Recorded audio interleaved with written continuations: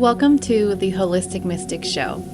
My name is Sommer, and I'm an energy alchemist, ceremonial facilitator, and teacher of intuitive development. Here we explore spiritual growth, intuitive gifts, energetic hygiene, and ritual. You'll also hear the behind the scenes of real life walking this path. This is a space where we talk about the deeper work of becoming a clear channel for the divine. If you're someone answering the call of your soul mission, you are in the right place. Let's get deep.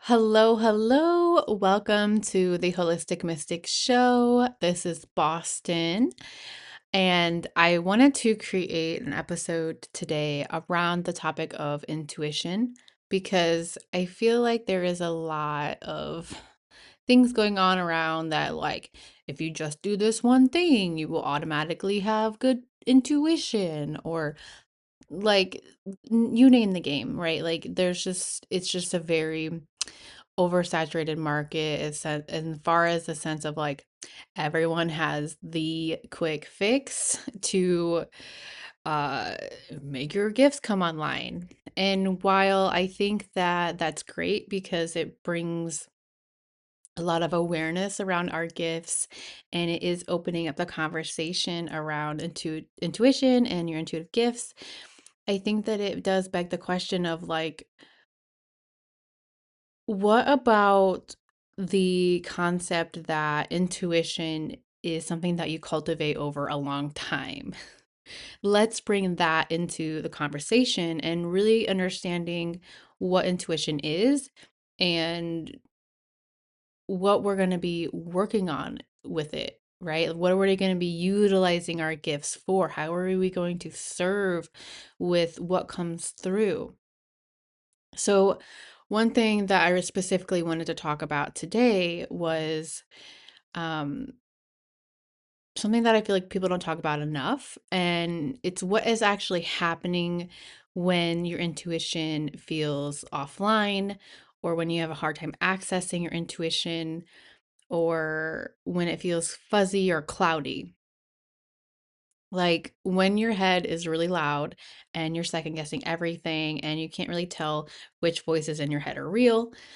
And a lot of people go straight to thinking that there's something wrong, or that they've lost touch with their intuition, or they must be blocked or disconnected somehow. And pieces of that are true. However, let's go back to what our intuition actually is. So our intuition is this beautiful way that the divine communicates through us and to us, whether to us or for someone else being clients you're serving, or those are divine appointments that you have with people that you're like, I just know I'm meant to share this, whatever, because spirit's moving in and through you. And so we can harness our intuition and our intuitive gifts, aka the format in through which the divine communicates through you or to you.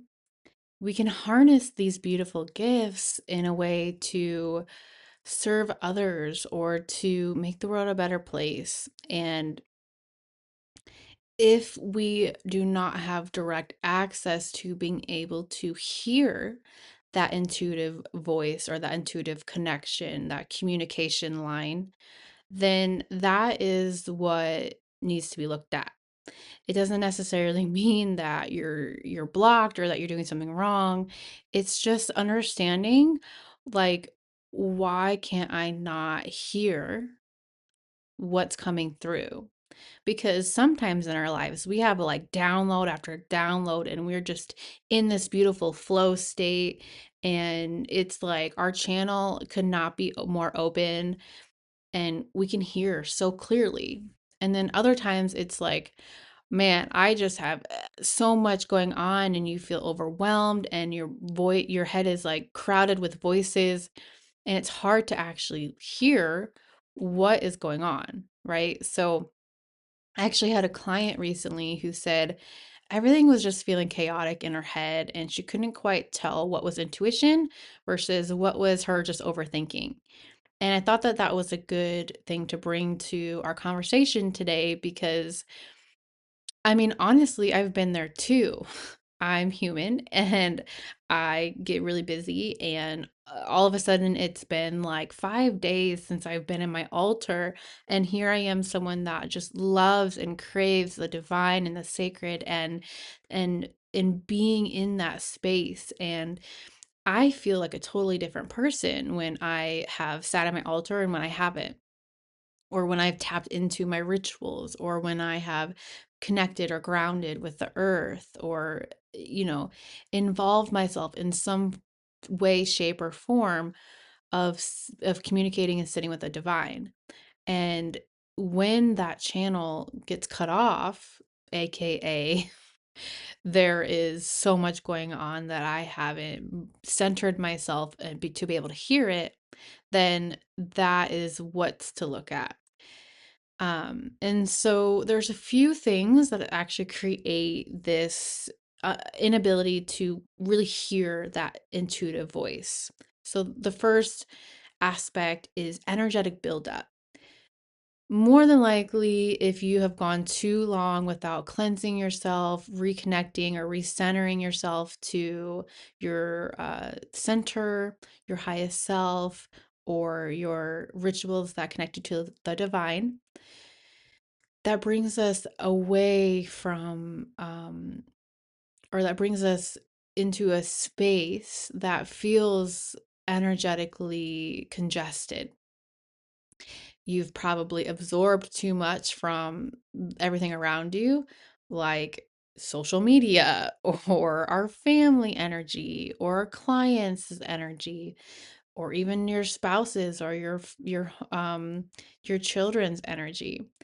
And when your field is congested, it's like everything kind of just starts to blur together, and it's like your system is being picking up too many signals at once. So when this energetic buildup happens, then it's hard for your spirit to pinpoint exactly which one is the intuitive thread, the intuitive uh uh connection line, if you will. So that's one of the things. So, I don't know whatever kind of rituals you guys are having at home to cleanse your space, but it's good to have some kind of at home rituals, cleansing rituals that you do daily, maybe weekly, monthly. I have different rituals that I do for different seasons periodically, or often, right? The second aspect is maybe you're carrying feelings around with you that you haven't quite processed. Emotional overload is a real thing. So we did talk about that briefly for a hot second, is that when your brain or your mind gets so crowded, it's hard to hear or think straight. That could be unprocessed emotions. We have different parts that we carry with us, and some of them are wounded parts, and sometimes they need to be able to be heard and listened to. Otherwise, they might just start screaming, and all of a sudden, you can't do anything. You feel paralyzed, or you might be in some kind of survival mechanism like fight, flight, freeze, or fawn, depending on whatever your go-to mechanisms are for survival mode. And it's going to be hard for you to process, or even begin to channel anything, right? You're too full.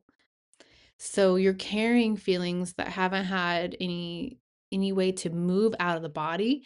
You've been holding on to them. Things maybe you've pushed aside or ignored, or you just keep going through. And this is a real issue because, not that it's an issue, I guess, per se, but it begins to become problematic when we give our life too much emphasis on going with the keeping up with the Joneses is the saying, right? You're focused on your goals, you're busy, you're um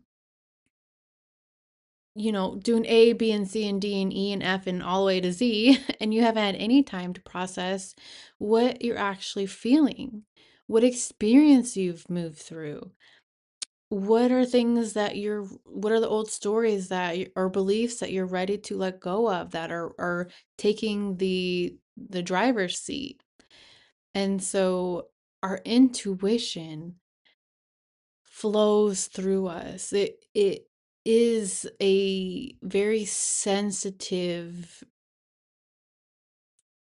thread. That's the only way I can say it. It's like we have all these different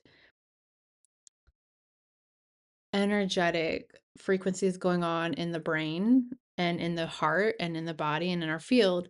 And it's like that is the thread that weaves you to the divine tapestry of your purpose and your life and feeling fulfilled. And it's like that cord, right? So when your system's overwhelmed, that sensitivity gets blocked. That brings us to the third aspect is the spiritual congestion.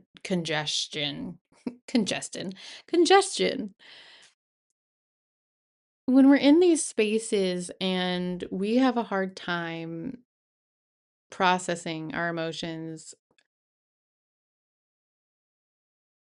it's often that you're not actually listening anymore, right?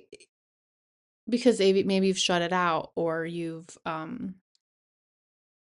trying too hard to control whatever the outcome is that you want. You're trying too hard to hear clearly. You're trying too hard to be a certain way, right? Or have it go a certain way. So you start comparing yourself to other people. You start, get into information consumption overload, and it becomes this aspect of you not just being you, who the divine made you to be, right? It's like you're doing everything but just being and letting that flow through you. Like if you have so much going on and you're trying to be a certain role or fill a certain pair of shoes, you're not making space to come in and receive. You're outwardly expressing, you're outwardly exerting.